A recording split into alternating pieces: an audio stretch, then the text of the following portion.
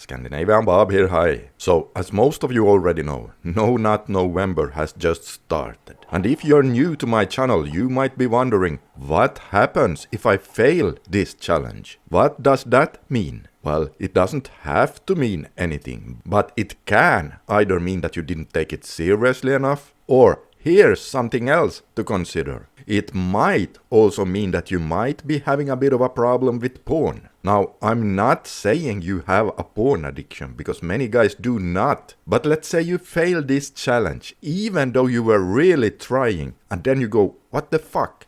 And then you decide to really take it seriously again, and maybe you try a few more times and you still can't do it. Well, then that's a pretty big red flag for you. And if you're new here, I can tell you that I am a former porn addict myself, and I didn't know I was addicted until I tried taking a break from it. Yes, and the reason for why I wanted to take a break in the first place, well, it was many years ago, and I had just found Gary Wilson's site Your Brain on Porn and learned that fapping to online porn can cause problems in the bedroom. And so I wanted to see if my weak boners could get better if I took a break from porn.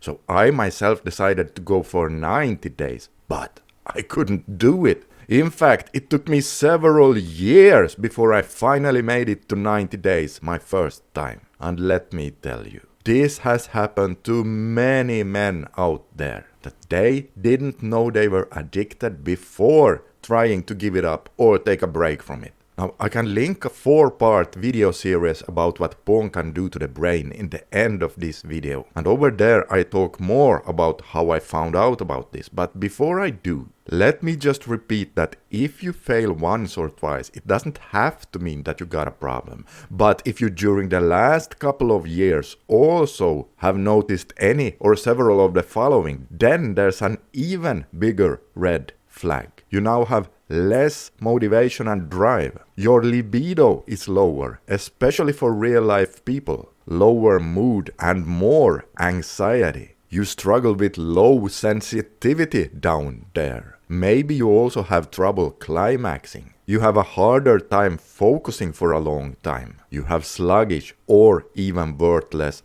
boners. Yes, these can all be linked to a porn addiction, and there are more, and I talk more about those in that series I mentioned. But if you notice any of these in combination with you failing a 30-day challenge several times, even though you are really taking it seriously, then you should definitely start looking into it. You know, I used to say, if you cannot make it to 30 days, you should do everything in your power to make it to 90 days.